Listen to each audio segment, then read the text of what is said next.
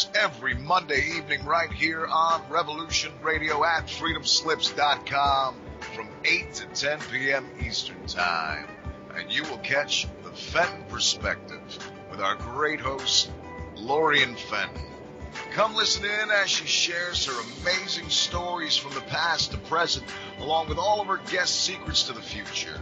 That's the Fenton Perspective every Monday evening right here from 8 to 10 p.m.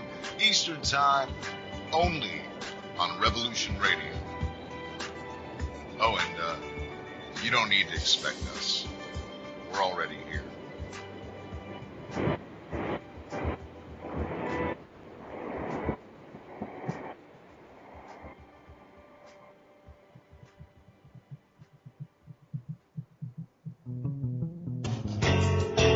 Hi everybody, it's me, the Fedge, host of Inside the Eye Live. Before the Sunday mainstream media political pundit talk shows, there's Inside the Eye Live, where we break down some of the weekly mainstream media talking points before the talking points even get aired.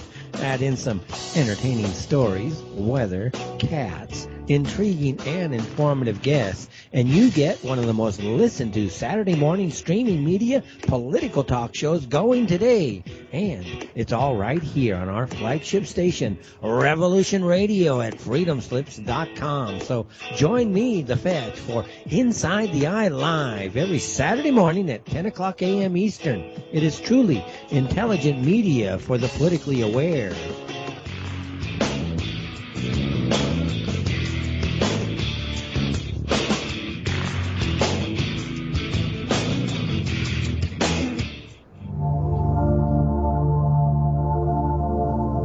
Welcome to Sacred Matrix, a divine paradigm of love and universal consciousness, with your host, Janet Kira Lessin and Dr. Sasha Lessin. Together, we transform the world. And now, here are your hosts, Janet Kira and Dr. Sasha Lessin.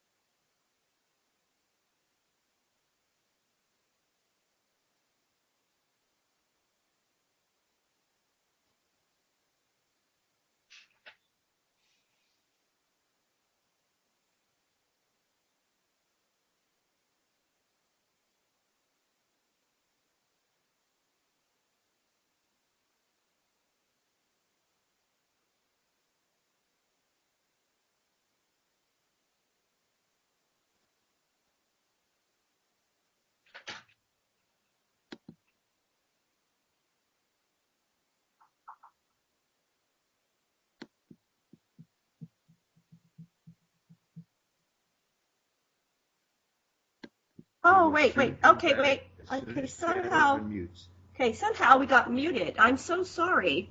I unmuted. I guess it went back. Okay, so once again, thank you, everybody, and welcome to the Sacred Matrix on Revolution Radio at freedomslips.com. And I'm your host, Janet Kira Lessin, with my co-host, Dr. Sasha Lessin.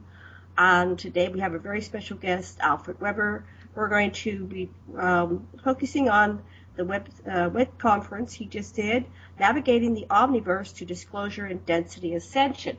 Go ahead, Sasha, say what you were saying again. My apologies. I hope everybody can hear us now. Okay, well, Alfred is wonderful. He's a meme maker. He's on the leading edge of the positive aspects of what's coming down in the omniverse. Alfred, can you hear us? Are you there? Yes, I can. I'm so sorry. No, fine. I thought that you were introducing a part of the show that I, was not part of, so I was fine. I was introducing it and nobody was hearing anything because somehow when I clicked to look at the chat board, I must have hit the mute button. Anyway, so my bad. But welcome back to the show. We always love having you here, and we're very excited about our show that you're going to do with us today. Oh, and I understand you did it earlier today to a nice group, and you're going to bless us with the same presentation or something, some variation on the theme. Yeah. Because I think that the topic that I've done is really something that you and Sasha probably are very, very familiar with, and it was well known in antiquity. And so I'd like to have more see what you think about it and what visions and history you've heard about it. The term, great. Yeah. The term is ascension or ascension of densities. For example, that would mean that now we're in what's called the time-space third density.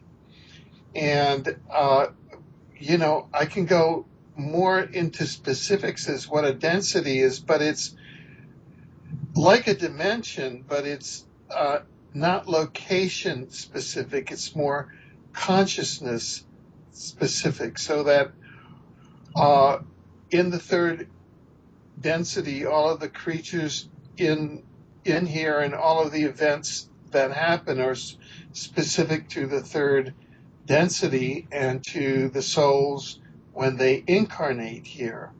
And the third density is really a spectrum.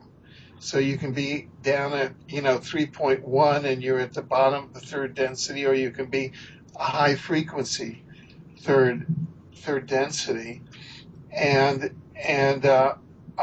the third density is unique in that it has both service to self, people who are really focused on themselves and their own power, etc., and service to others. Souls are kind of jumbled up here. And now, if someone is of service to others, would they be a higher frequency in the third level density? Well, generally, yes. And according to the research that I've been doing and sharing, if you're a service to others' soul, and it's technical, if you're even 51% more, where really you're focused on the needs of others and being empathic toward that, you're considered a service to others. Well, then you're qualified to go up in frequency.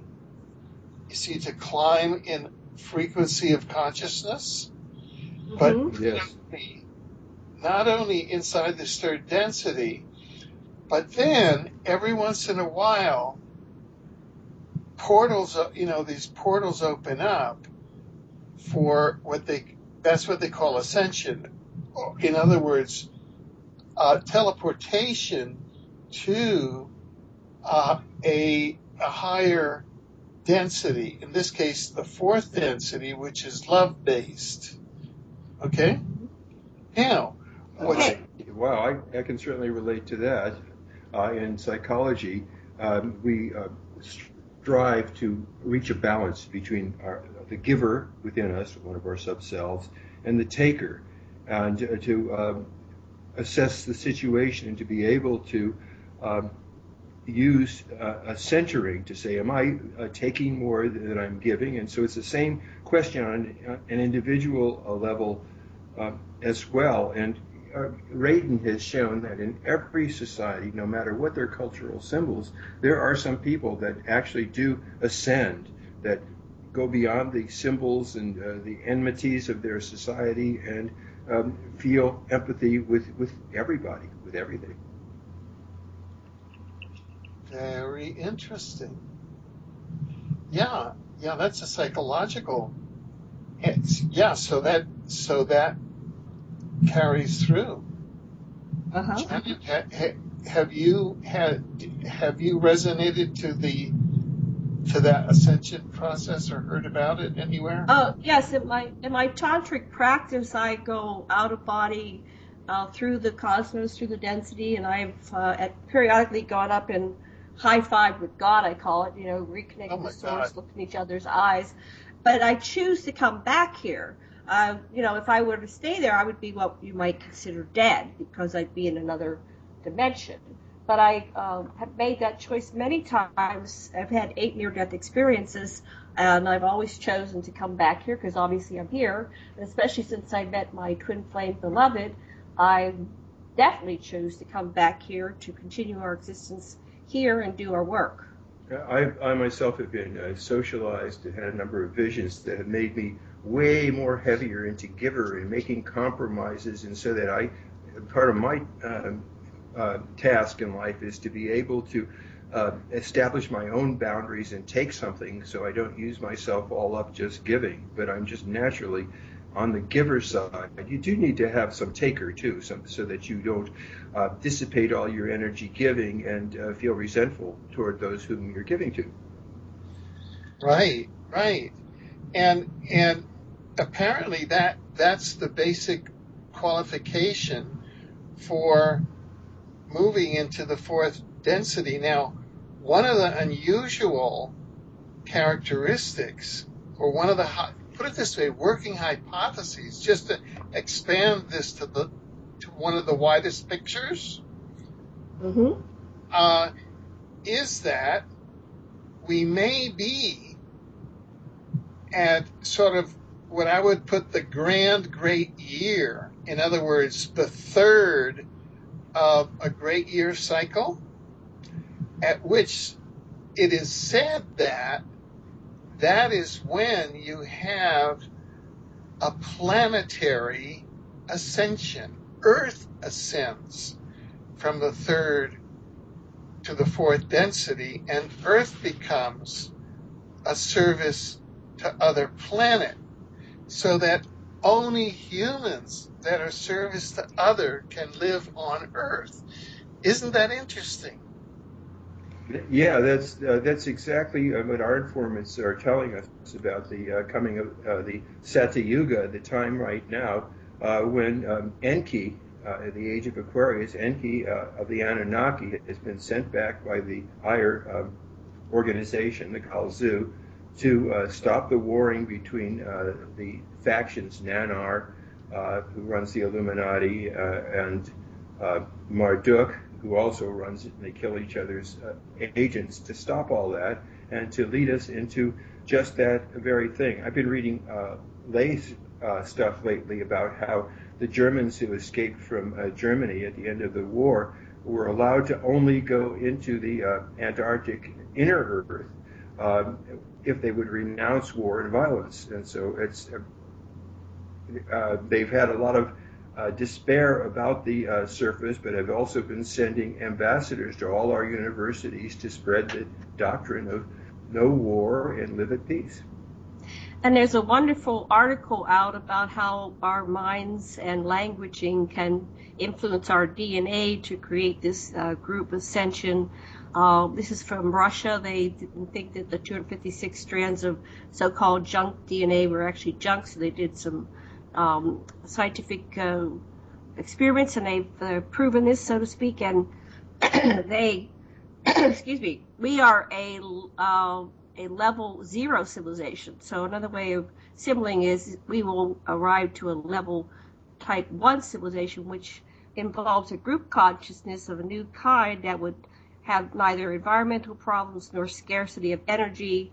For if it were to use its mental power as a unified civilization, it would have control of the energies of its home planet as a natural consequence, and that includes all natural catastrophes.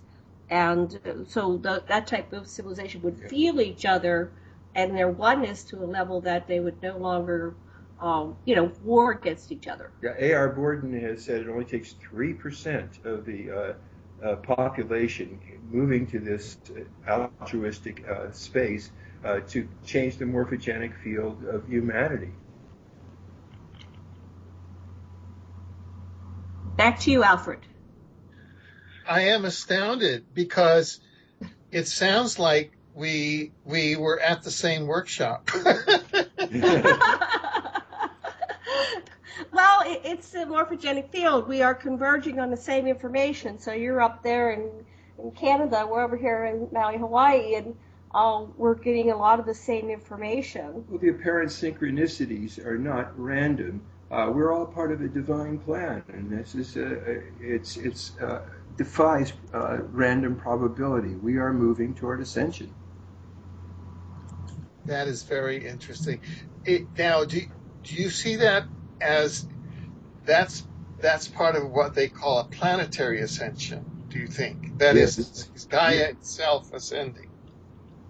Yes, and obviously the planet has a consciousness, and if the planet is creaking and squeaking and saying, "Hey, it's time to get off this destructive path." So this is a 75,000 year cycle.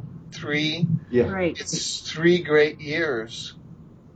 And what's really interesting is that the great year, which is the 25,800 year cycle, which is the Western cycle, which the Greeks and the Romans knew about, is also the same length as the Yuga. If you go to Yuga, gold and silver, bronze and iron that we're in now, the Kali Yuga, it's just about to end, at least according to one source that I was reading.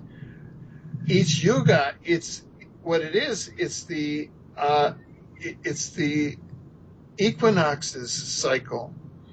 25,800 years is, and if you have the 3 of those, that must be when the portal opens or the window opens for a planetary ascension. I agree. Yeah, the last Yuga that I've been studying was after Noah's flood. The feuding Anunnaki factions all cooperated in rebuilding and repopulating the planet. Amazing.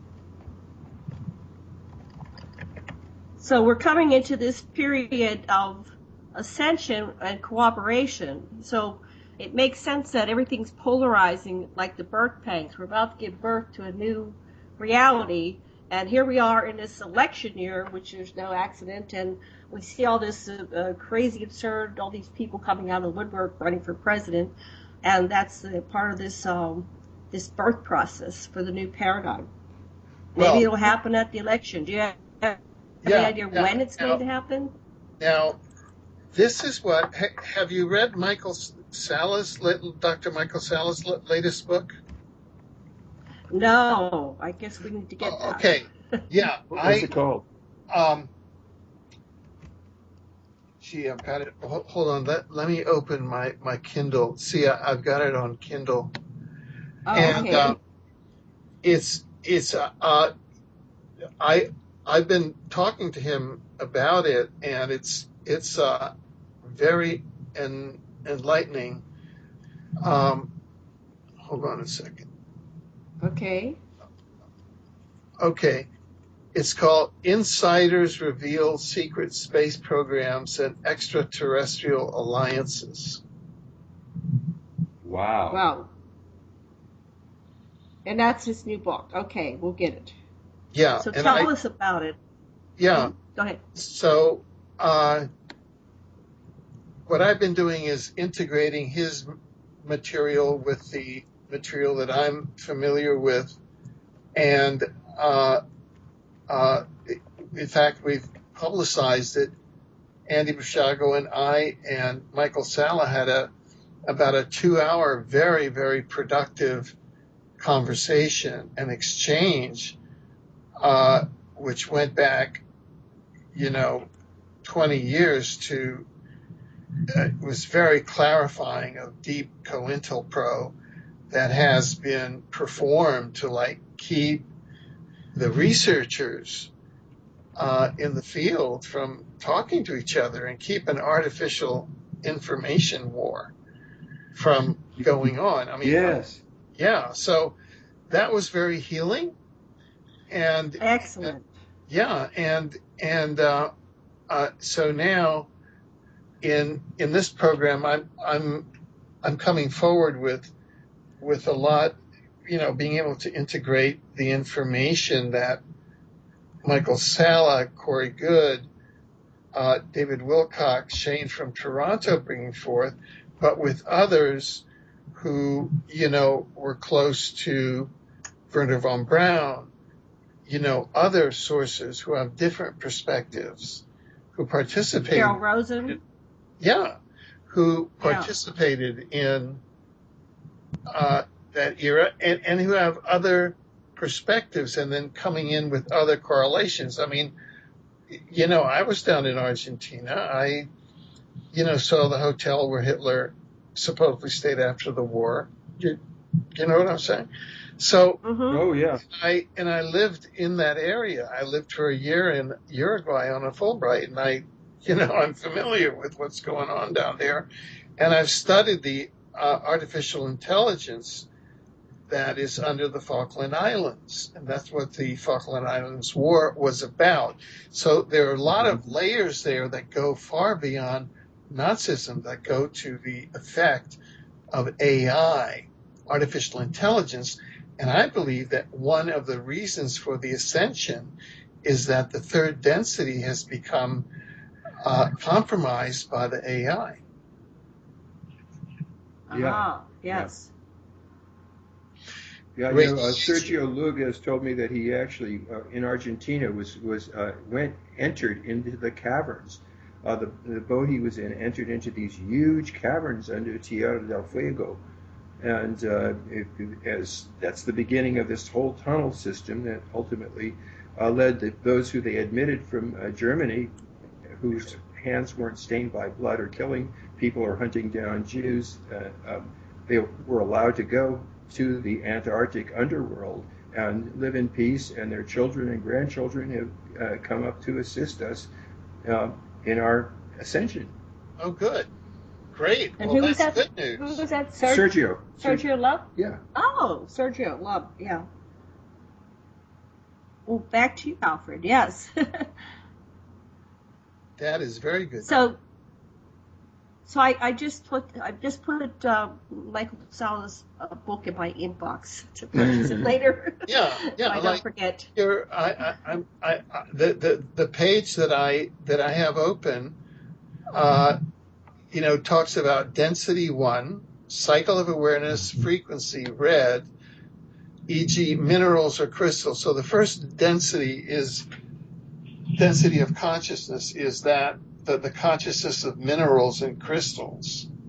Mm-hmm. And this is information given by the Ra group, which describes itself as a 6th density social memory complex, i.e.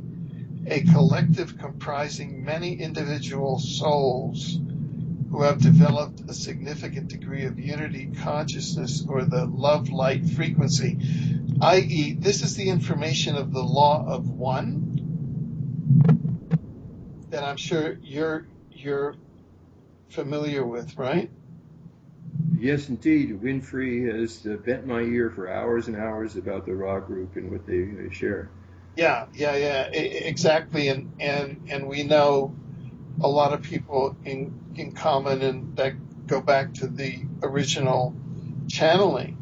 Density 2 is the cycle of growth. In other words, the second density is plants, microbes, animals, and the frequency is orange. Density 3 is the cycle of self-awareness. In other words, humans, and the and the frequency is yellow. And I guess that's where time-space fits in. In other words, we orient ourselves around time and space. That's how our brain processes reality, inside the matrix. So that's why we call it the third density, time-space. Wow, this is sounding like the chakras of consciousness. Oh, yes. Density 4 is the cycle of love or understanding, and the frequency is green.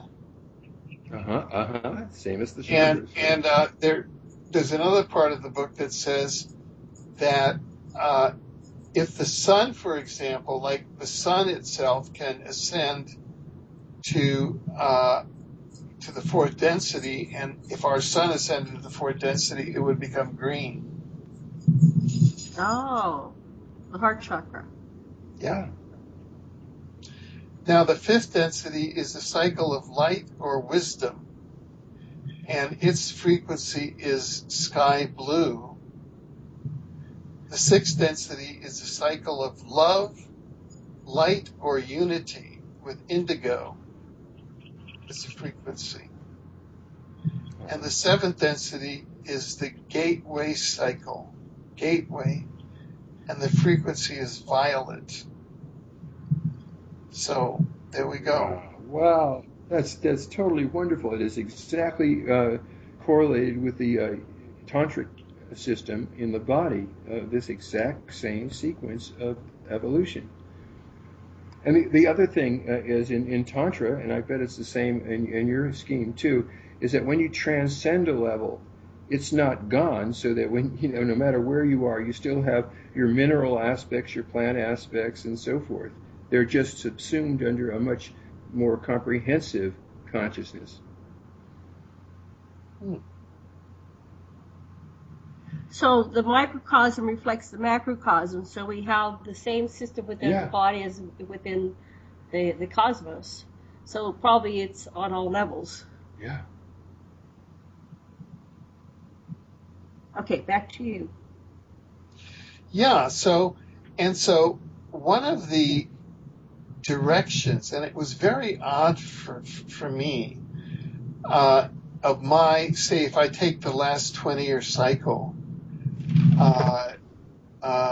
and I picked 20 years because Jerry and I, my partner and spouse and twin soul, whatever you want to call it, she and I just celebrated our 20th anniversary last Sunday on, I think it was last Sunday. And but it seems like a consciousness anniversary. You know what I'm saying? Like something clicked in on that, It's very interesting. Well, we're coming up on 19, so I can't wait for our 20th to have this consciousness experience. It's like something clicks in, It's like... You stop having being so identified with your separate self sense, and when you have a relationship like that, you've learned to drop the boundary and empathetically merge with another person in a much more profound way. Yeah. And it's on cycles. See, density, I'm looking at this chart again. It says density 3, cycle of. Density 2, cycle of. Density 4, cycle of. So all of this is talking about cycles. So since we are going through a cycle or coming up to cycles or something, the December 21st, 2012, that was a big cycle that everybody's aware of. And then we have all of these cycles, within our lives, anniversaries and birthdays and, all of these other things. But then they're like, what is the ascendancy cycle? You know what I'm saying? It's like, and if it correlates with the body chakras, then there's probably some kind of equivalent to Kundalini energy, which will activate the chakras, and then the crown chakra in the body is where the light expands out and joins consciousness with other beings and bodies, etc. With the oneness chakras, the crown chakra. Go ahead. It's interesting that the Kundalini comes from the lower spine, and in a way, the inside of the planet is where Leith and others are saying the impetus for peace on the surface and the age of Aquarius, when love is dominant, is now upon us, I hope.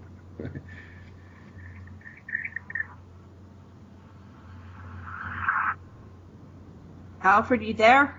Yeah, I was just Okay. thinking through. Okay. I mean, all of the thoughts and the implications of just these aspects, which would seem to be a very real part of what we're talking about. So, for example, just to share with you,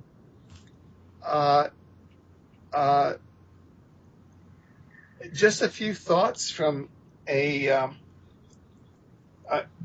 writer. Are you familiar with Greg Prescott? He writes on the ascension process. No, I haven't. Oh, okay. I'll have to pay attention to it. Yes. Yeah. So here is Greg Prescott, and he wrote an article called 7 Common Experiences with the Ascension Process. You're not alone. Okay? So this is just a couple of brief excerpts that I gave today at the end of this 2-hour workshop, the whole of which was filled with a lot of scientific data confirming the fact, and giving a lot of evidence that we could be going through a dimensional ascension, that it's not a totally off-the-wall concept, okay? So, this is Greg Prescott. Number 1, you suddenly feel like you have jumped off a cliff with no net, with strong feelings of no sense of place and nothing to hold on to. This is an indication that you have made a separation from older and denser energies that are now residing where you are not. How do you relate to that thought? Oh, I've seen it happen with hundreds of people as I facilitate LSD sessions and holotropic breath work, where people feel exactly that, and they come back utterly changed. They change their taking and their unconscious habits and their unconscious cruelties, and are much more empathetic with the world around them and other beings. Very, very interesting. Janet, how do you feel about that? What came to mind was the song from Frozen, Let It Go, Let It Go, that when people let go of their constructs and they surrender to it and stop being afraid, that it actually is very expansive and they come to a greater awareness. So it's like the ascension process on an individual level for each of us to let go individually, and then collectively. I think there's a fear factor holding us into this old paradigm of money and politics. There's a comfort level in the abuse that we're having at the hands of the power elite and the cabal. But if we let go of that construct and just believe and understand, believe, live, that there's something much better, greater, like the level 1 civilization. Yeah.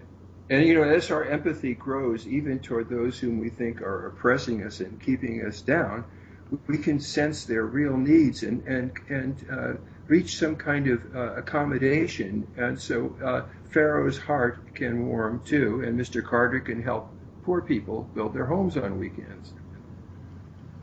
Right. Exactly. Here's Here's another one from the 7 Common Experiences with the Ascension Process. Okay, number 2. No one seems to notice you, pay attention to you, or give you much, if any, regard.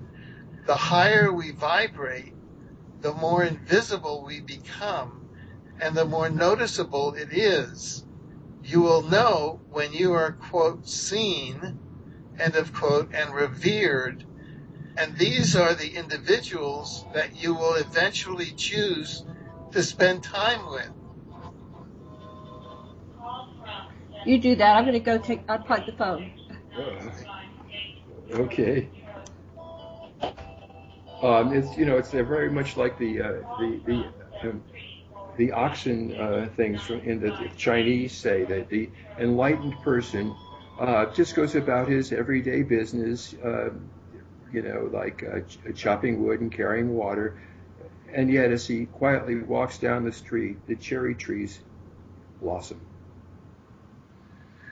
Right.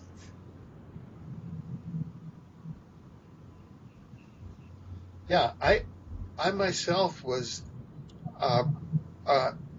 going through sort of awarenesses of these, I call them micro experiences. Mm-hmm.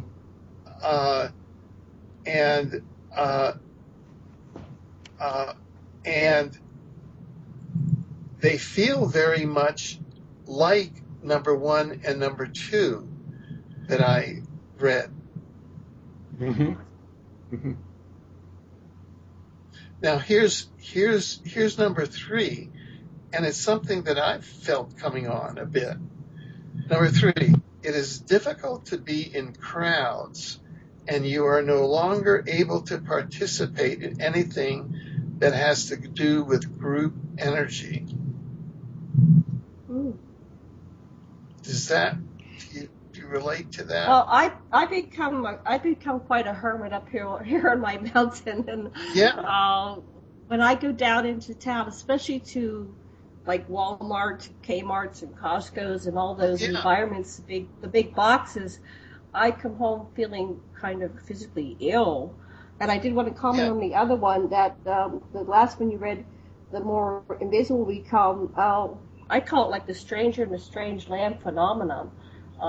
It's harder and harder to find. My circle's getting smaller and smaller because I just don't want to hang out with abuse, the negative energy. Right. So it keeps getting smaller and smaller. So go ahead, Sasha. What did you? I become much more selective in who I spend time with because I'm so empathetic. And I tend to give people what they need in terms of empathy. If I'm going to have any energy to do anything constructive, I need to spend time alone. I get up at 2 a.m. and nobody is here except my cats, and I meditate and do yoga, and I write until Janet gets up at 9 o'clock or so. Oh, 7. Right. So that's number 3. Difficult to be in crowds. Right. I'm just, he has a whole list of them. We could go through those if you want to, or we could look at other aspects. We're following your lead, and you have a better idea of what information that you're conveyed to us. So wherever you want to go, we're fine. Yeah. Okay. I just wanted to see whether that kind of picture that Greg was putting out there, like in those 3 things, corresponded, you thought, to experiences of what you think of as sensing any kind of ascension happening. Do you think that that's a valid article? Definitely. there's a rhythm of contact and withdrawal from other people, and if you stay in contact with other people, you don't have time to process things internally.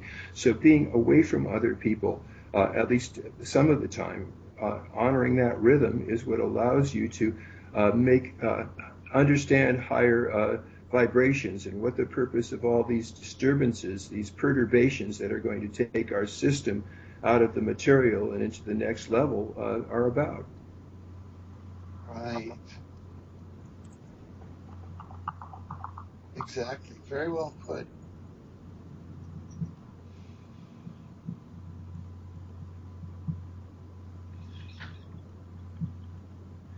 Back to you, Alfred. Okay. Well, here are some of the findings that I, or kind of tentative findings that I put out. I'm writing a book on this subject now, and what are the tentative findings that I put out? And density ascension is essentially teleportation to a more advanced density dimension of consciousness. Density ascension is a specific mechanism for the development of souls and consciousnesses through incarnation of souls in bio-avatars like Alfred and Janet and Sasha in the third density, ascending to incarnation in a light body in the fourth density of consciousness in a universe of the multiverse. That's a hypothesis, okay? That's only one possibility of many that could be happening. And ascension can consist of teleportation of the entire holographic reality of individual souls, entire planets, and all or part of its inhabited souls from one density of consciousness, even entire suns and its solar systems, to a more advanced density of consciousness. Okay, so what are your thoughts on those observations?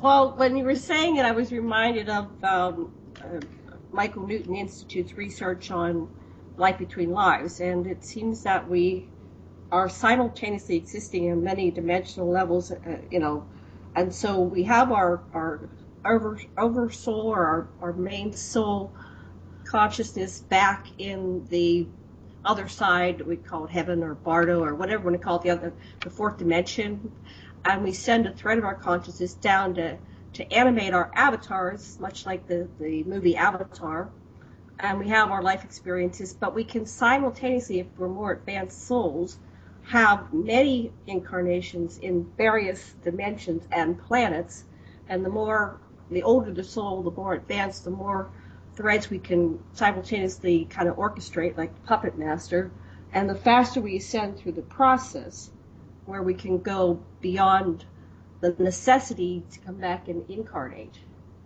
Yeah, I'm struck by your idea about how planets or solar systems can evolve. Lovelock has looked at each solar systems and individual planets and stars, and basically said these function in every way as an organism, and they undergo cyclic changes.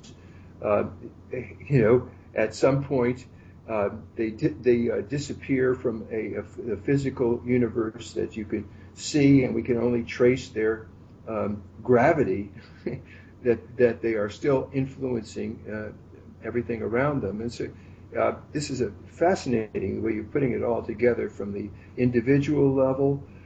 It all fits with Prijijine's idea of how systems evolve, that as perturbations and disturbances and changes occur, particularly as planets and solar systems and even galaxies pass through different regions, and these perturbations can either untogether the system, destroy it, or it can evolve to a higher level of organization. So it seems like what you're saying is totally consistent with systems theory, as I understand it.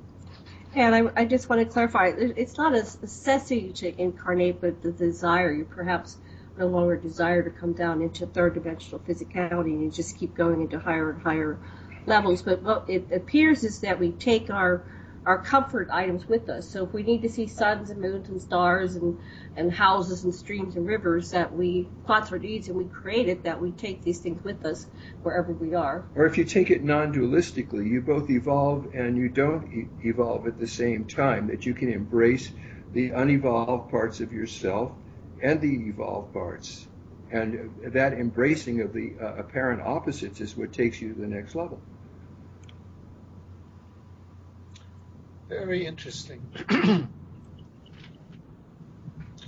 Okay, here's another finding. Ascension is a modality of soul development that engages the entire omniverse. Ascension involves a complex dynamic interaction of the dimensional ecology of each specific cosmological body of the omniverse, a specific universe, the multiverse, and the intelligent civilization of souls in the spiritual dimensions. That's why ascension is such a powerful event in the history of a planet and a community of souls. You know, it's interesting. What you're saying almost sounds like the kind of things that Jesus used to say. Yeah, because What are your thoughts? Jesus, i.e., if you look at the New Testament, the life of Jesus essentially is an ascension story. And that is that Jesus ascended, and then Mary ascended. Mary, the mother of Jesus, ascended. And Jesus ascended. So that's the ascension story. And his thing was, such as I did, you shall do all as well also, right? That's his kind of prophecy. So humanity is ascending. It's ascension. It's what Jesus and Mary did, according to the New Testament.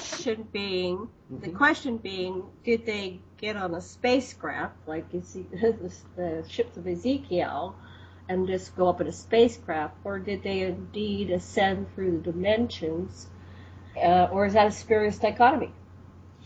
No, well, okay, I think that there are a lot of different theories on it. I saw that William Henry is giving a lecture on it, a few months down the line. And what I think it is that, I don't know what his specific content is, but I think that the ascension of Jesus and Mary could be a spaceship beaming up, a gray thing. Oh, we're going to take them up, and it was a gray extraterrestrial false flag. Okay, boom. That's option number one.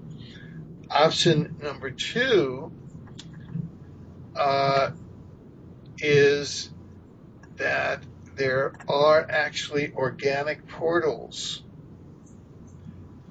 organic interdimensional portals, which are sacred and holy and exist in sacred space and connect not only the multiverse between universes, but they connect the entire omniverse, including the spiritual dimensions and the afterlife and the community of souls and,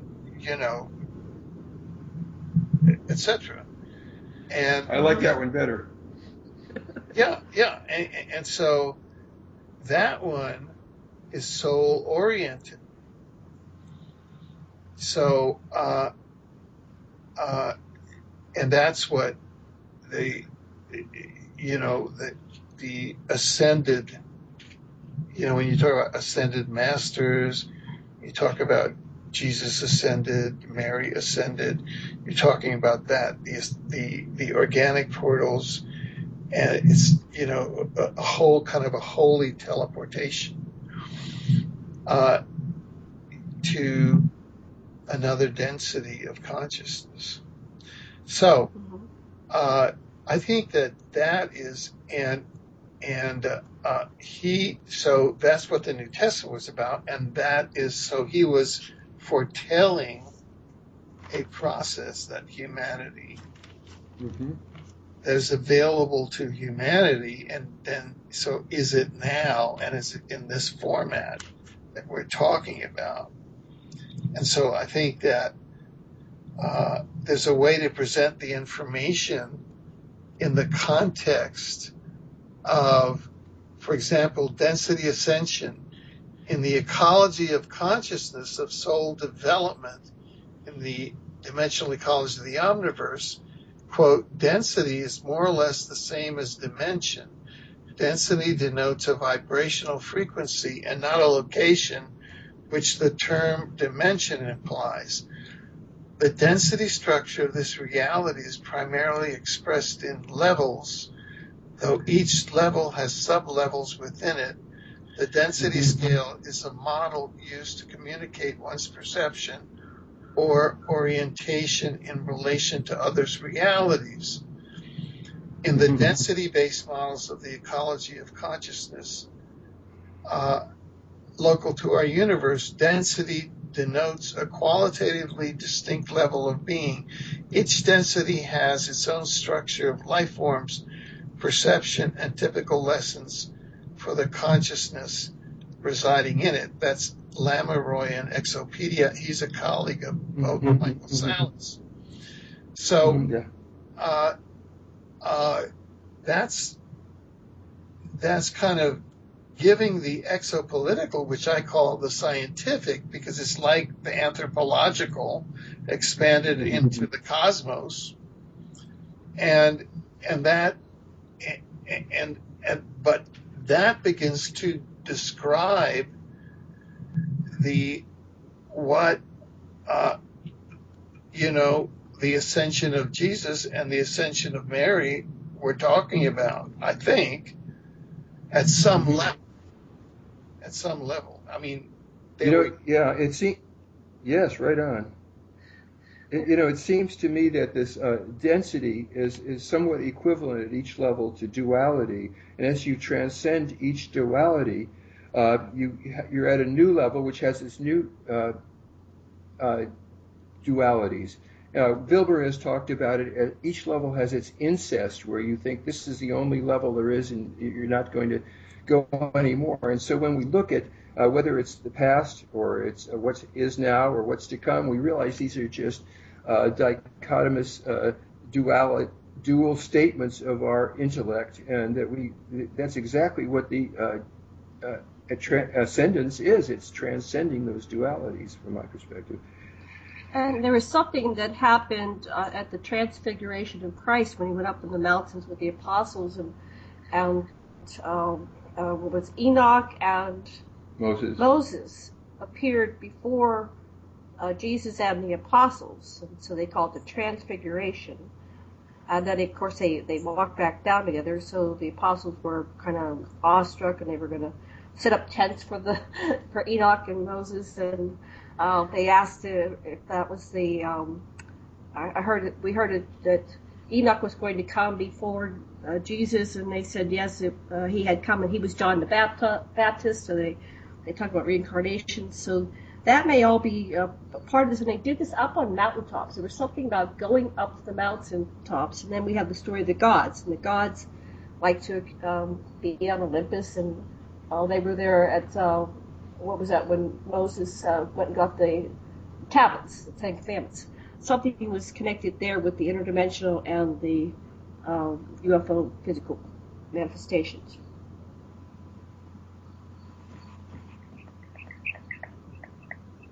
Okay, Alfred, back to you. What do you think, Alfred, of that statement? About what? The one you just read. Oh. No, I think that that this is a good description of it's a good scientific description of the density phenomenon. And so for my purposes, I adapted it to the topic of density ascension, which is a dynamic among densities, and whether or not we're involved in a density ascension at the moment, which is really what I'm really on. What we did, and it was very interesting, is that everybody was to focus the introduction into the workshop through the omniverse itself. And it just worked out that we had on hand exactly the number of copies of my book, The Omniverse, as there were people attending. And what we did is the ticket to the workshop was $25, and you got a free copy of the book with your ticket. You see what I'm saying? Yes, no chance. Sounds like it's part of divine so that way they came in through this new kind of portal. Okay? And I love it. One of the basic ways of transcending oppositions is unilateral gifting, like you just did. Way cool. You know, and so it was because, and this is. Hold that thought. Hold that thought. We will be back in about 3 minutes.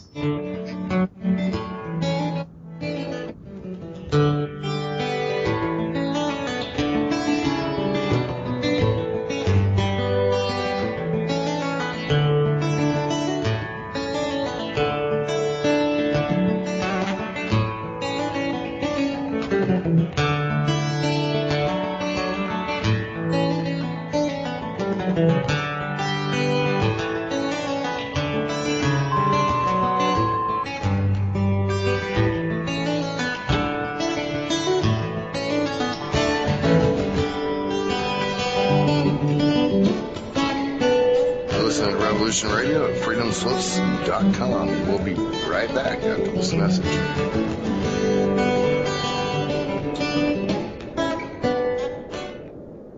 Tune in Tuesdays at 12 noon Eastern on Studio A to hear Tammy Adams share her knowledge of an unknown realm on Talking with Your Angels. Join Tammy as she uncovers hidden secrets about the spiritual world of angels, ghosts, and other entities that have been with us longer than we know. Tammy is a psychic, a teacher, spiritual coach, a leader in her field, and will be sharing her information and stories with you. So join us on Tuesdays at noon on Studio A. With Tammy's guidance, you'll find out who has been watching over you from the other side, and soon you will be talking with your angels.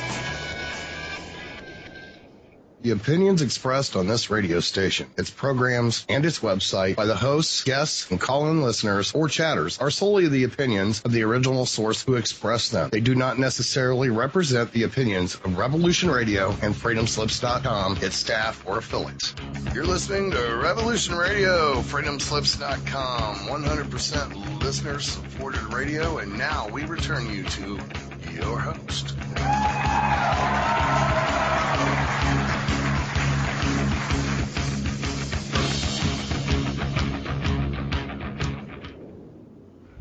Aloha, and welcome back to the Sacred Matrix on Revolution Radio at freedomslips.com with Dr. Sasha Lessin and Janet Lessin interviewing Alfred Webre.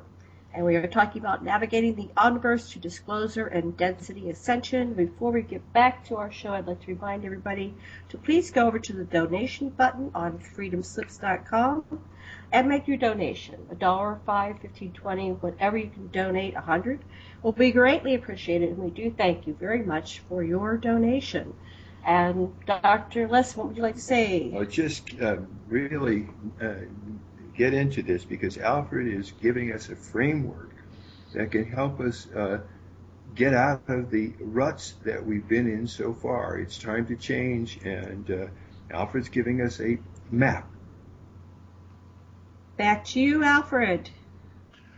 Well, thank you, Sasha. Thank you very much. That's very generous. So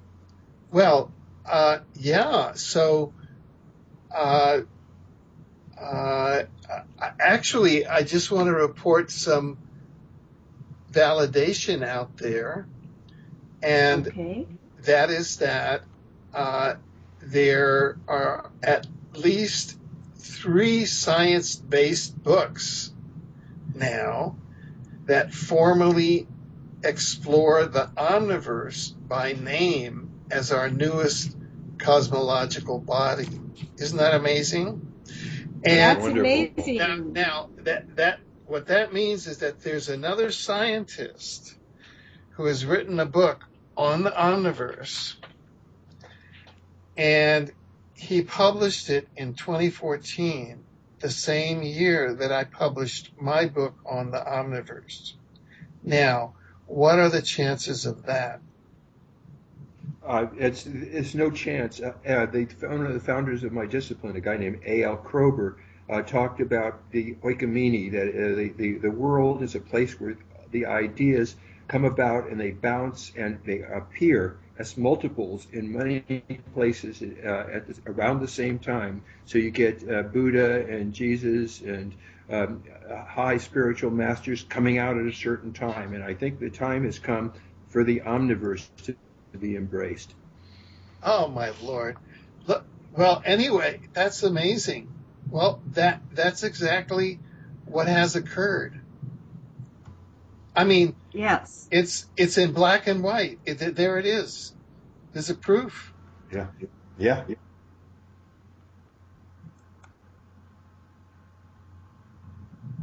So okay, this is how. So the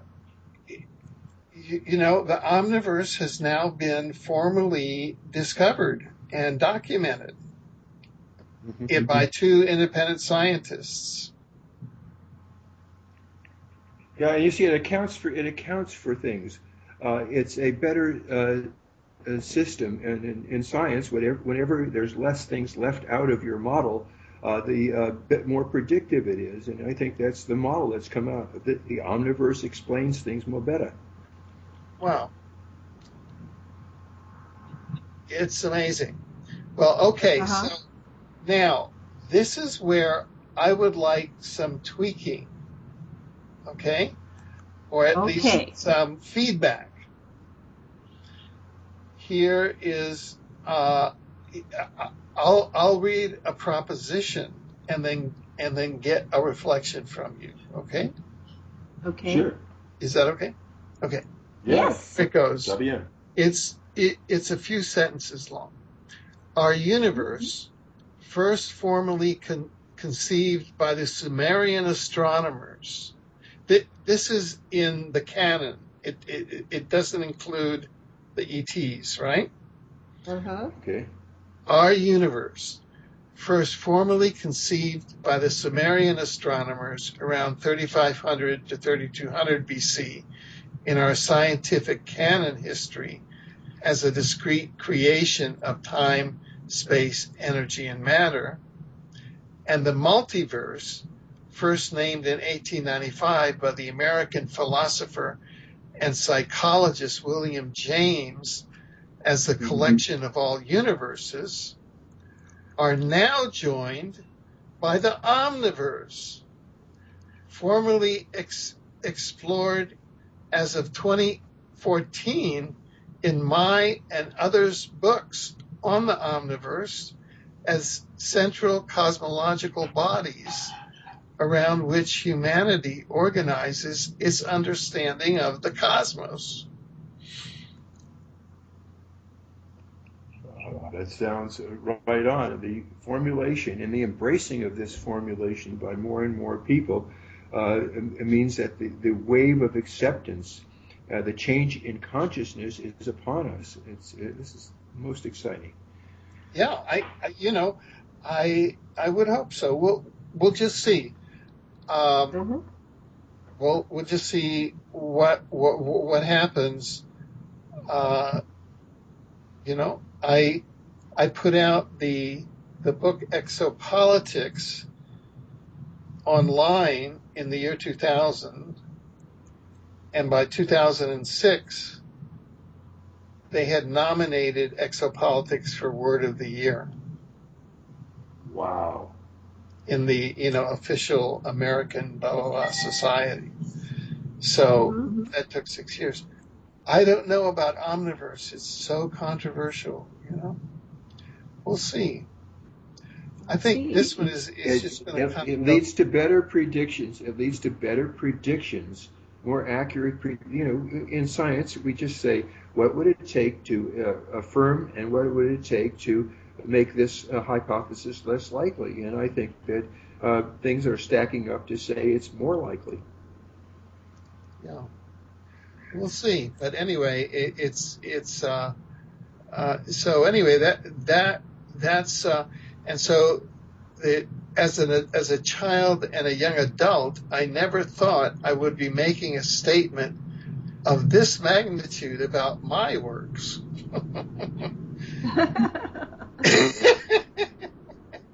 Yeah. I came up with an omniverse along with another guy. You were chosen to be an ambassador. You were chosen to be an ambassador to point the way. Yeah. So anyway,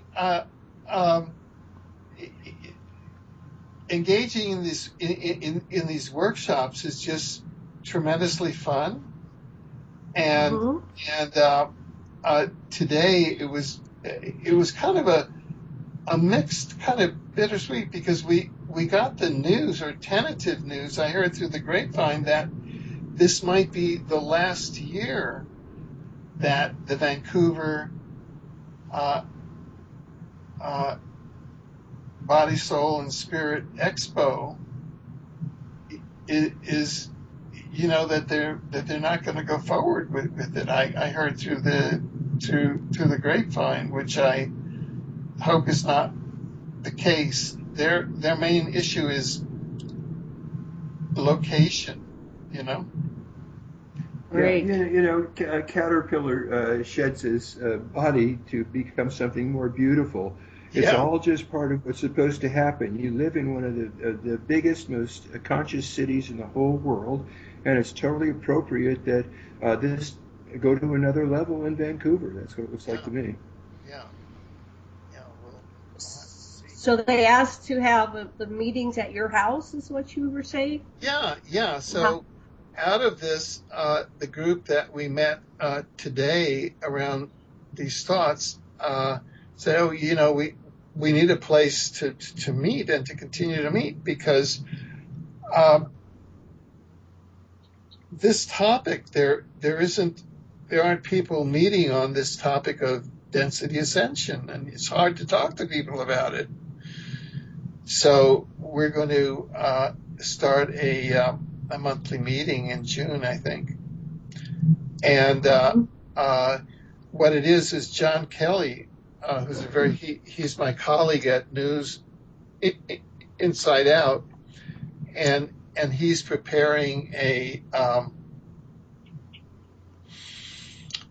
online video of the workshop, and that'll be online in the next few weeks, and it'll be part of Exo University at exouniversity.org, and so people can participate in that even though they weren't here at Vancouver. So what do you think? Oh, getting feedback. I'm sorry? Go ahead. I'm getting horrible feedback. By the feedback. No, it's important that you have these opportunities, particularly with the global brain, electronic brain, the ability to transmit to everybody and to retransmit. This is giving a major boost to the increase in consciousness and the moving toward ascension to the next level. I think this is fantastic. So what do you think this information will do if you're taking this on a monthly basis and talking about this group? Sorry. So you're going to take it on a monthly basis in your home, which is no. Coined this phrase. We're just going to meet there on a monthly basis. This is our workshop, and I'm not sure how it's going to be done. Jerry, who's my partner in this, we've just started to talk about it, and we'll see how the group wants to do it. But there are a lot of different themes that are in there. There are a lot of really, really interesting people. Were there a former member of the founder of the new Democratic Party of Canada was there, Val Scott. Wow. Yeah, and a lot of very, very interesting people who are really transformational at the same time and into all of this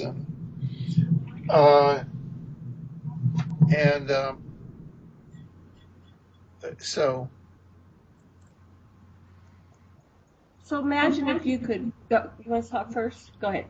Just that I found that the universities, we did a thing with the Prophets Conference on Victoria at the university, really are great locales, and sometimes they charge hardly anything, and they've got cafeteria facilities and places that people can stay. And I'd say look into the schools, the colleges, the universities as possible venues.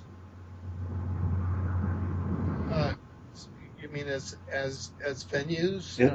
Yes, as a venue for if you want to revitalize these conferences. Yeah, right, exactly. Yeah, we'll look at that, and sure. But anyway, it's just the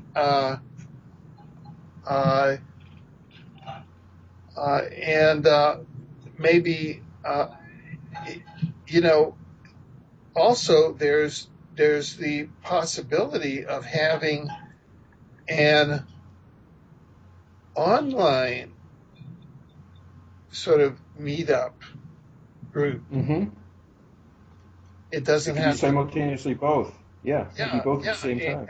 And that doesn't have to be a thing, because I think people just want to keep in contact and see it's our dialogue and our discourse is so specialized that it's very good to be informed by cross pollination and conversation and things like that. So if you have it in some local venue and then you can broadcast it, this may be a way to bring it into this reality and make it happen. I was just thinking that, over the last little while, but we're just getting going, and sure that could happen, but at this end, I don't know what the free will of the people who are interested in meeting here, if they want to be part of something like that. So it's really too early to see how that's going to eventuate. I compare these where I see this can go with the Republican presidential candidates debates, and what would you rather listen to? What would intelligent people rather listen to? But couldn't we say start some sort of a community that would have like these panels? I know that, and then kind of mix it up a bit. Mm-hmm. That would be counter, like, for example, right now through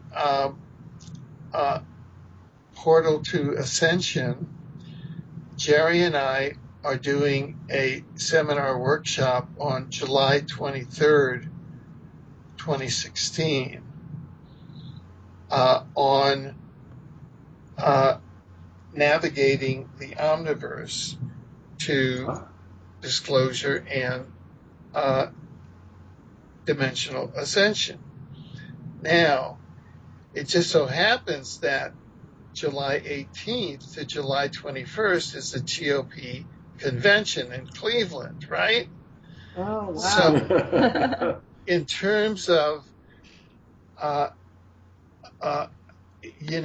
call it like ascension gaming, That's like the dark forces have all the opportunities to create a gazillion false flags there to bring down the vibration of the time-space hologram, not only over the U.S., but over the planet, right? If not more. Right. Yeah.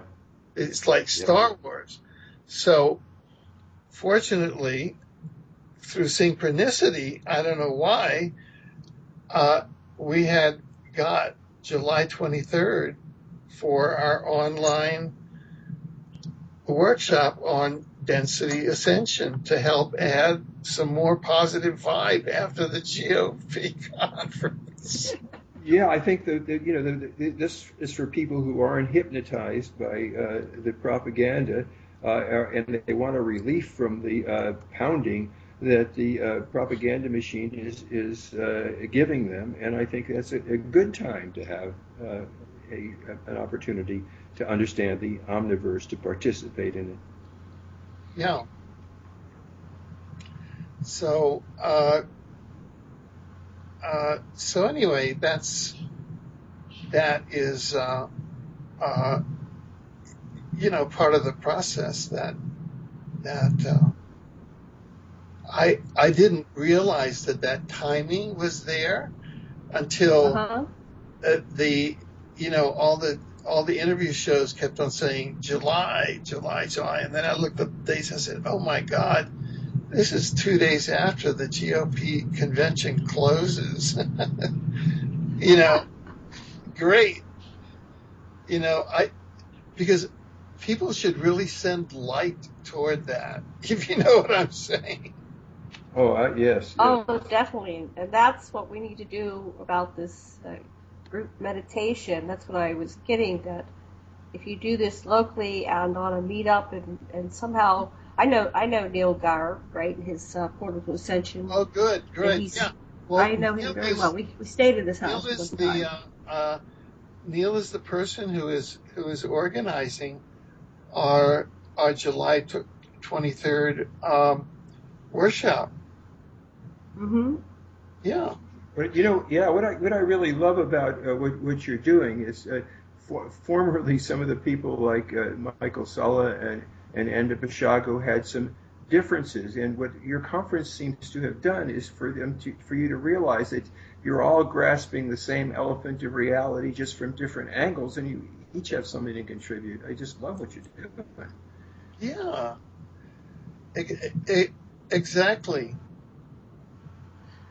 One of the things I've been saying is that it'd be great if all these presenters would, stop at the door and put their egos on the shelf, and then walk in with the idea, the concept of how can we unify our visions to bring about this new reality where life is respected and we have these green, free energy systems and our oceans are clear and our lands and the skies and We have cures for all these diseases, including the disease of aging and longevity. And what can we do about cooperating instead of a lot of these places, these conferences up until now, probably this is the year it ends, because it is the end of the Kali Yuga. There was a bunch of egos and bashing heads and my God's better than your God and my research is better than yours. Well, divide and conquer is exactly what keeps us in the first, the lowest dimension. Right. Yeah. Well, and you and Andy and the three of you are world leaders in this field, and so it had to come from the three of you. Mm-hmm. And I'm proud of you. Thank you. Well, there you go. There you go. So now you've started something. You've started to change. Well, you know, it's like Tolstoy says. Was Napoleon really leading the wave, or was he a bubble on top of it? And so I think there's a wave, a telluric wave of consciousness that's sweeping us to the next level.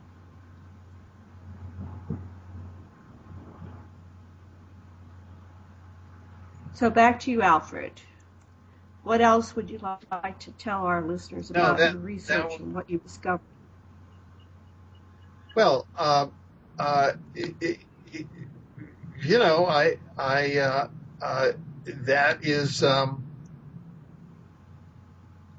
I'm trying to focus on the word telluric wave.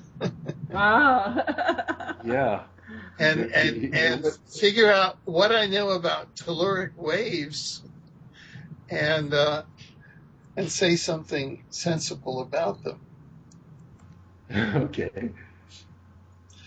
What would another word for telluric be?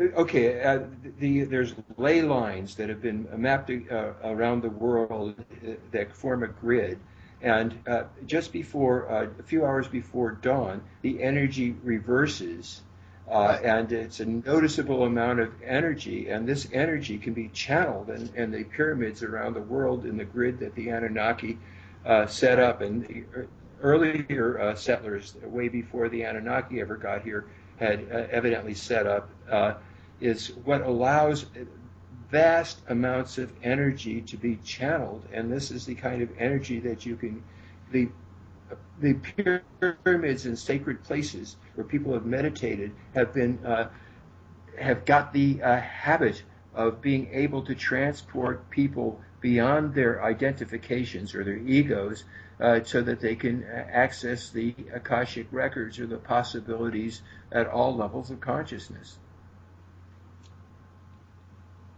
Right.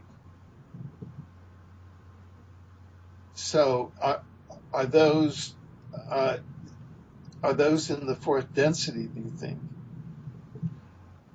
I think that it transcends all the densities, all the levels. I think it goes from source down to the crystals and minerals that have their own form of animation.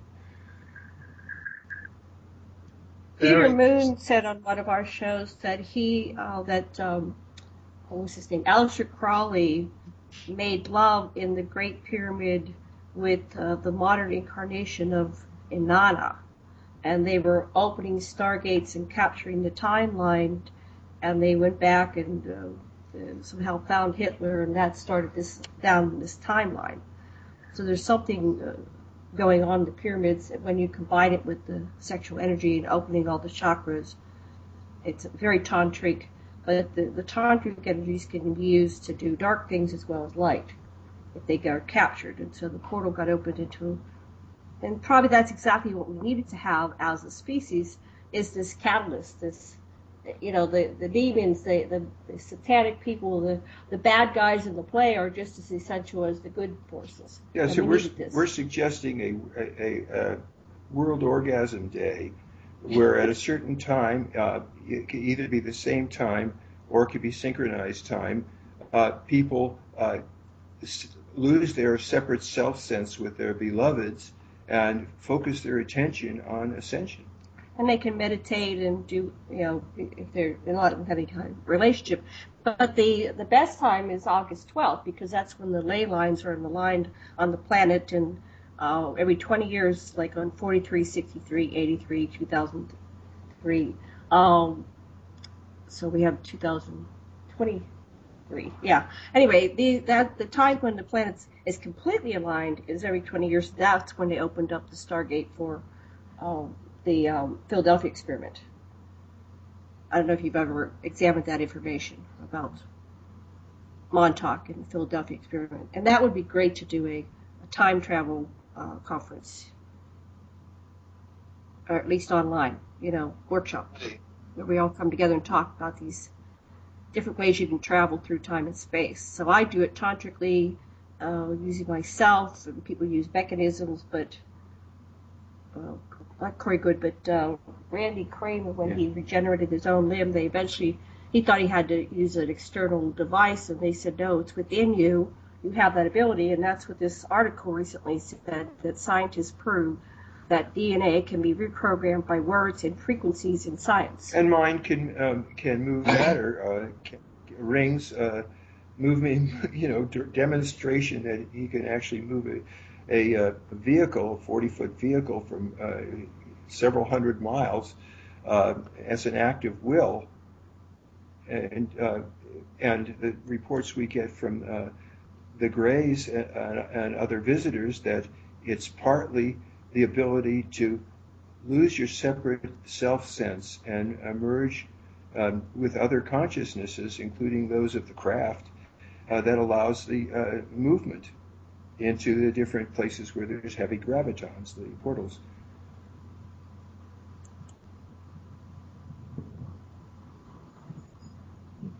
Back to you, Alfred. Well, indeed. Well, part of the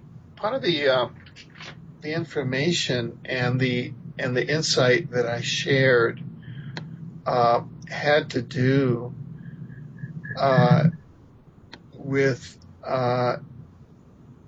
both the research and some of the conclusions that personal working hypotheses that I've come to over the last 6 months or so, when I focused in on the artificial intelligence, AI, extraterrestrial artificial intelligence situation on the planet.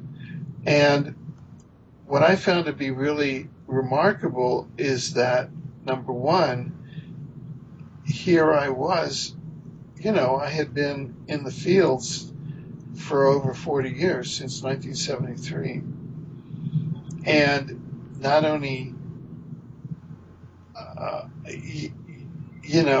as a futurist, putting together a presidential level study, then, as an activist, et cetera, author, researcher. And I had never focused on the AI, until about a little over 6 months ago.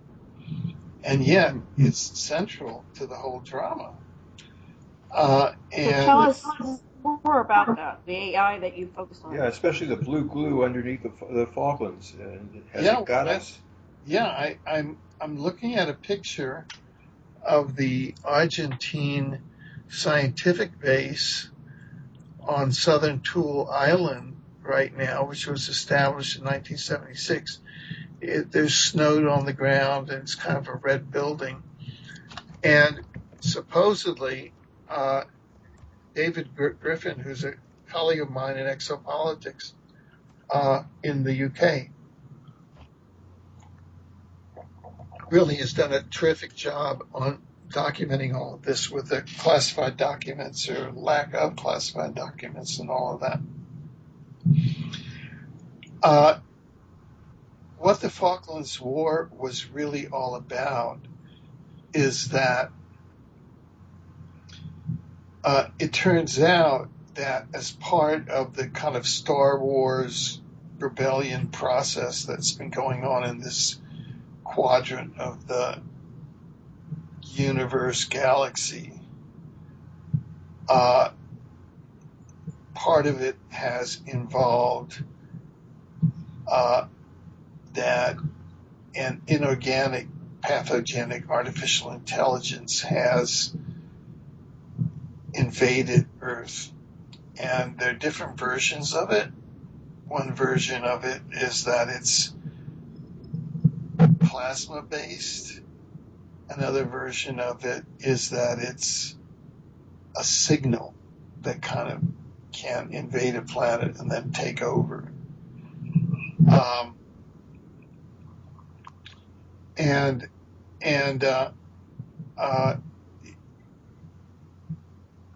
So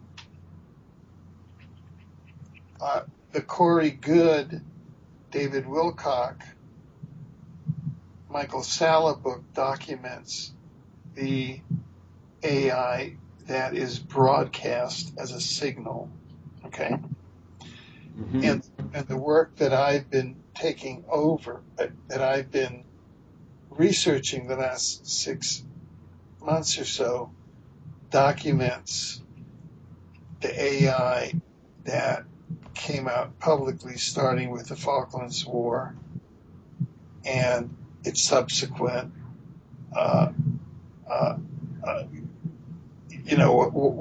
what happened essentially was that underneath the Southern Tool Island was a base, an ET base of blue ETs who were good, who were down there working with a deposit of an AI, pathogenic AI artificial intelligence, which was like a time bomb to terraform the planet into an AI planet that had been left there by rogue ETs who would set it off if was ever an attempt to push them off. Or this is one story that came across. And what happened is that the UK and the US, in the form of Thatcher and Reagan, attacked the Falklands, but really were attacked the ET base, grabbed the artificial intelligence, took it back to England, to Marconi Labs. It turned into a horror movie. 30 of the lab technicians died horrible deaths. The stuff escaped out into the satellite systems, and it has mushroomed out into the biosphere, creating the internet, creating chemtrails, which are really 80 to 100% of humanity is now implanted with nanobots and trained to banks of supercomputers wired to HARP. And Morgellons is a communicable technology and invasion of human tissue with self-replicating nanotubes and nanowires. And if you take the red wine test, all of humanity now has Morgellons. In other words, this is at the DNA level, the AI is terraforming humanity. This is to an AI planet. Therefore, the only reasonable response that Gaia, that is the being that is incarnating as Terra, Earth, in third density, is to have a planetary ascension to fourth density, where the AI can't go because it has no soul and its consciousness is totally service to self. Wow, that makes sense. Yeah, so that was kind of the insight, one of the insights that I came to in preparing this particular workshop, and really beginning to understand the dynamics of how this is happening, it was also congruent with a series of 5 to 7 workshops, panels that we did on AI, artificial intelligence, with a group of very advanced, thinkers in these areas. Wow, it's so interesting that Reich had called the inception of modern consciousness movement the greening of America, the movement to love that can transcend the material. Do you think this AI has anything to do with what Lieutenant Corso told us in the day after Roswell, that they discovered some kind of nanotechnology, and he agreed to allow it to put it into the internet, into our computers? Do you think that might be the same thing? And maybe Corso, by handling the material, somehow got overtaken himself? I'm not familiar with the details of that particular story. Okay. But it looks like one of the conclusions of the panels that we did, and they're all up at Exopolitics TV, is that if you look at from a biological point of view, the internet is like a fungus, and it's kind of the cancer of the AI, and it is through the plasma. See, it's a plasma-based.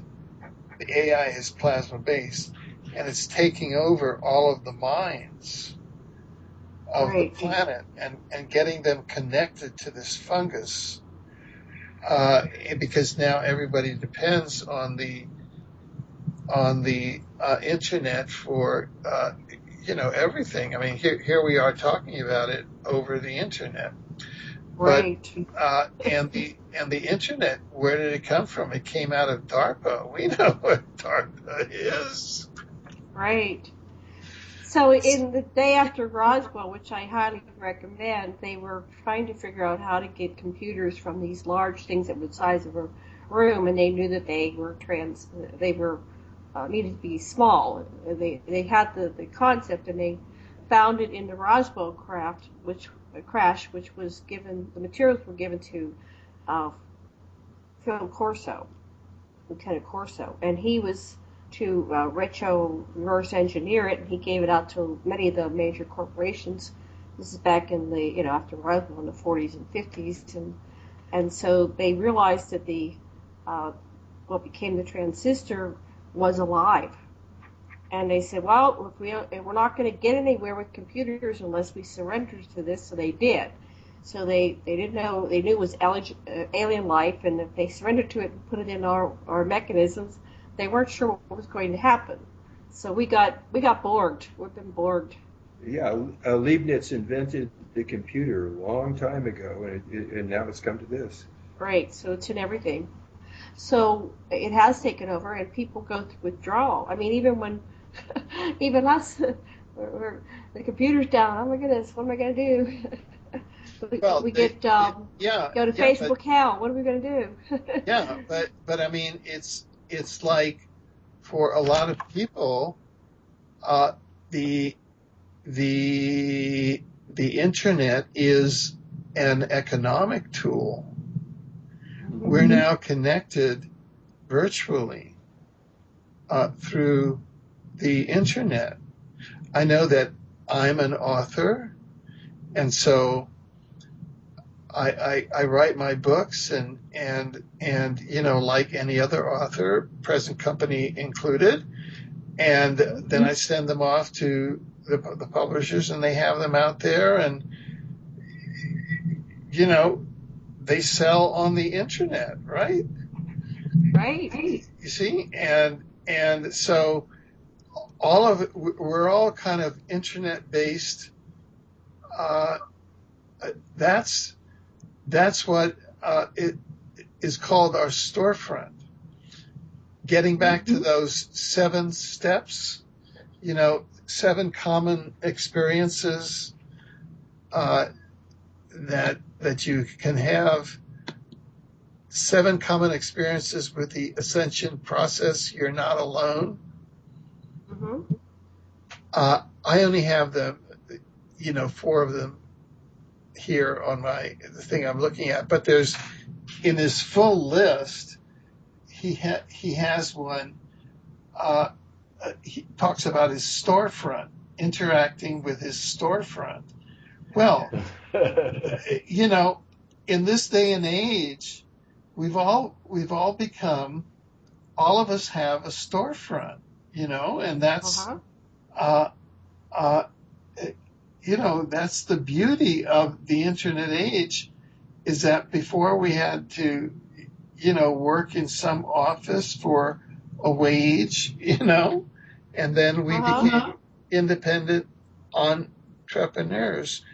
And for communications now, we depend on the internet. So there's a tremendous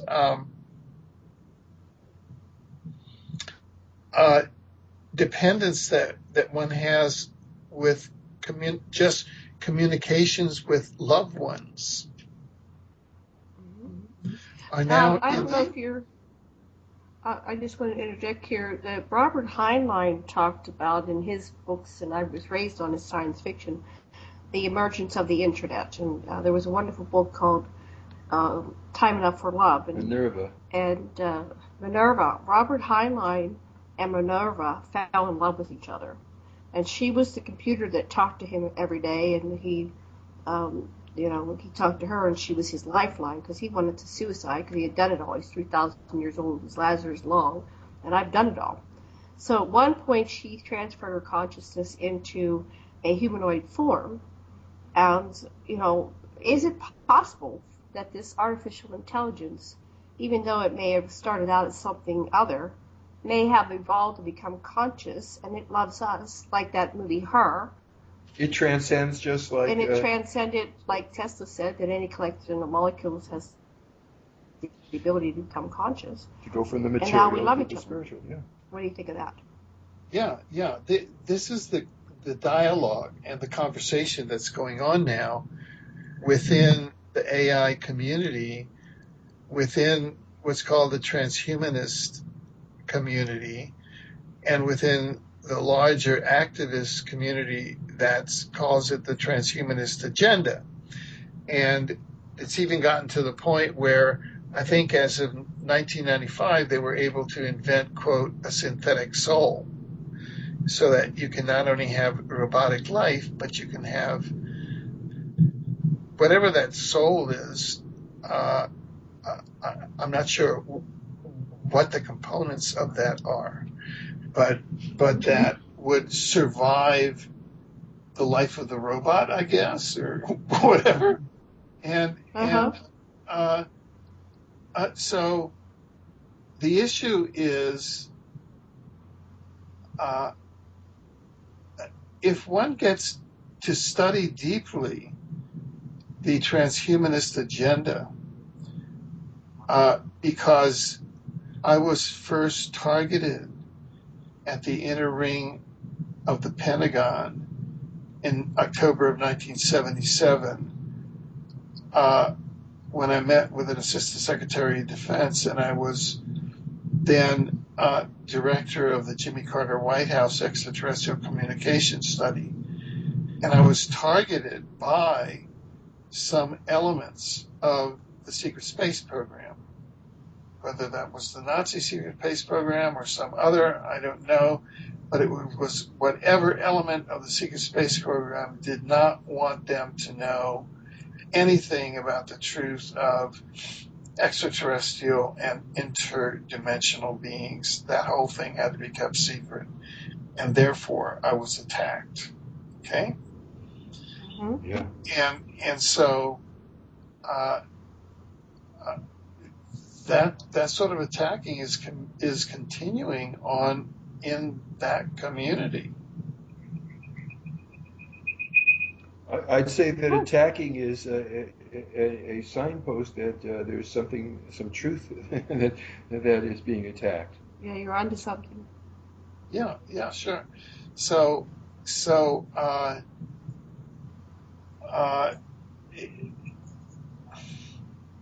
anyway,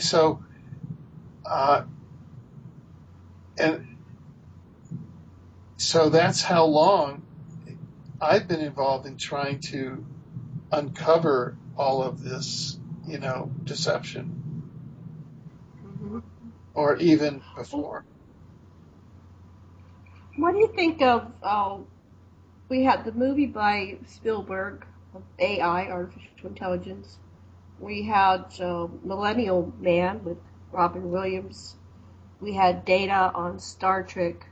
What do you think about Hollywood's attempt to perhaps wrap their heads around it and present some kind of information about what's probably really going on?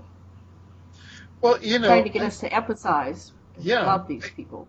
I think that, all of those attempts are good. Some of them are, more on the cover-up side, and some of them are better than others. The reality is, because I've spent time as a journalist now with very targeted individuals and with their organizations, and with the planning by the transhumanist agenda, which includes the NSA and others, and with what the chemtrails and nanobot agenda is, which now has targeted virtually 80 to 100% of the human race. And that is to robotize the human race. And so it was today in the workshop, in the field of the evidence that I presented, that I first came and, really examined very strongly one of the hypotheses that I put out, that one of the reasons why we're having planetary ascension is that the third density is no longer habitable because AI has compromised the planet, the biosphere, and taken it over. And that has accelerated an ascension to the fourth density. Now, I don't know how realistic that is, but anyway, that's one of the thoughts that I have. I think if you really go inside, you'll realize, as the poem says, we are the masters of our fate, the captains of our souls, and we can transcend the material by going to the soul level, which feels loving oneness with all. Yeah. If we go to the soul level, then at some level we did all this on purpose, intentionally, and this was all by design. So we did this to catapult. It was our perturbation. It was our stimuli, our what we needed to actually do this ascension. And that those who are being robotized, like the Greys apparently are robotized, and that seems to happen every time you turn around. Somebody gets robotized. But the robotized species stop procreating. They lose the ability to.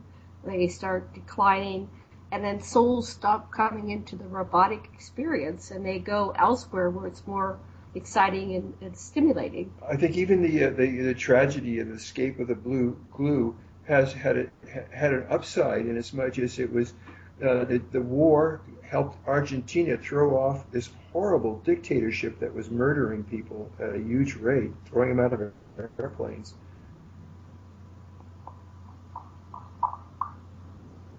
Back to you, Alfred. Yeah, and it's all very tentative. See, Obama went to Cuba and then to Argentina, correct? And then, so what's he up to? And then within a week of Obama being in Argentina, the Panama Papers, were released, which targeted the president of Argentina. Mm-hmm. Right. Well, yeah, it's all it's something's happening, and it's a larger level. Is this like gang warfare or something? It's just interesting to watch all this. Yeah. We have so much to learn from the Cuban people, the way they have educated their entire population. This is extremely positive, in my opinion, that we have opened up again to Cuba. Yeah. Back to what was all okay. So Obama went to Argentina and etc. And so to what end? Well, let's take it the next step. What's going on here, Alfred? Because you're tracking this. Well, first of all, at the human level, they say that the Panama Papers were a CIA hit. So did Obama go down there to give the poison handshake to the president of Argentina?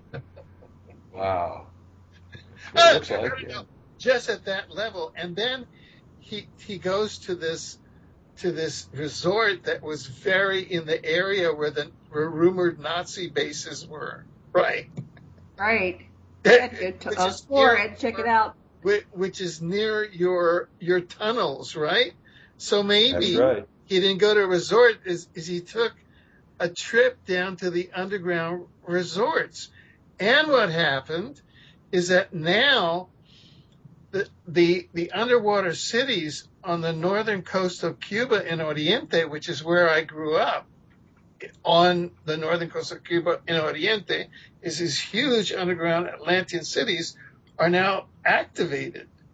So all of a sudden you have the Pope, you have the Pope, you have the Obama, you have all of these upper theater actors go to Cuba, right, with Castro there. Maybe they're doing Atlantean, energy things on them. And then they go down to the to Antarctica, and then they go to, Argentina, and they go through the portals down there, because after what happened also is that the last meeting of the Pope was with the Patriarch of the Orthodox world, which Putin and the Pope arranged. They arranged it in Cuba, and then the Patriarch flew directly from Havana to Antarctica. Why would he do that?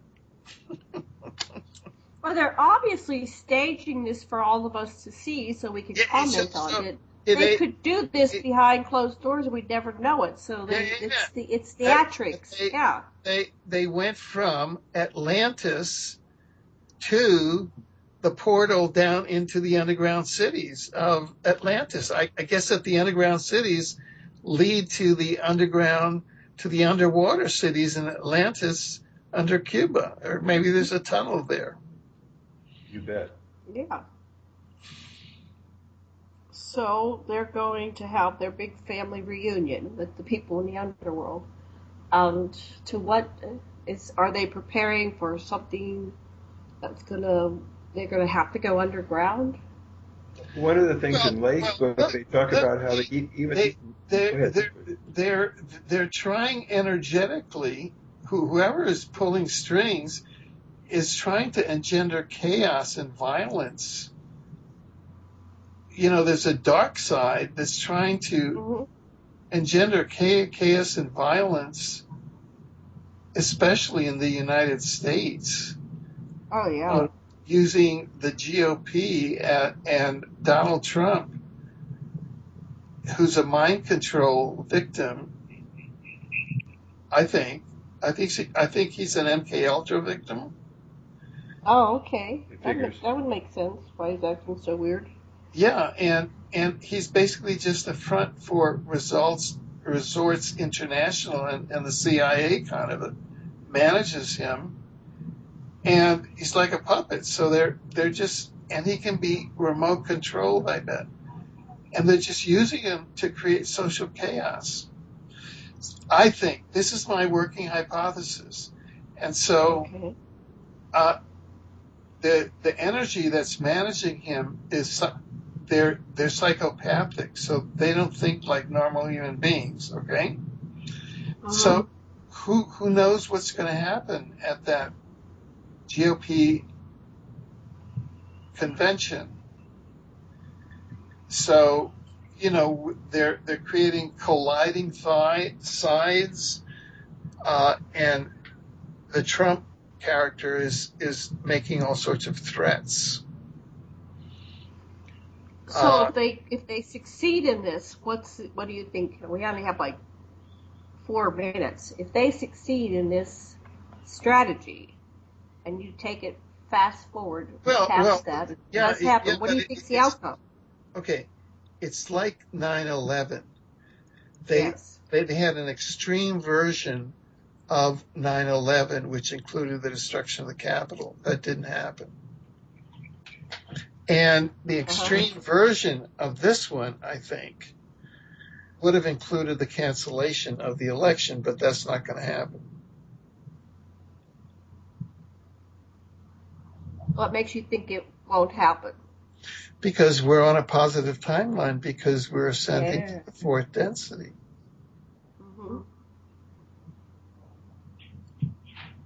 And, so, it just, I mean, it just, whatever the script is, we'll see. But, we'll just see what the controller's script is. Let's see what the positive influences can bring to bear at the GOP, even people praying positively, and what the negative can be. And let's see if they can come to an outcome that won't have violence. Do you have anything to say, Sash? No. So this is happening at the same time as your workshop. Well, you're promoting it now. Yeah, just before. It ends on the 21st, and then we're going to do the next one on the 23rd of July. And, start bringing in these ascension energies and really get to the bottom of what ascension is, because it's so timed to the great years, and really begin to bring more of a scientific approach to it. I'm remembering when Norman Mailer and the gang poured blood on and burned their draft cards at the Pentagon, and I think that this GOP conference may be just this thing, letting people know that there's the Electoral College, Citizens United, which lets the rich people control thing, the whole system in America with these private clubs, the Democratic and Republican committees running things. It just isn't working, and it's time to transcend them. There you go. 1 minute left. Alfred, what would you like to say? I would like to say that I think that just focus on service to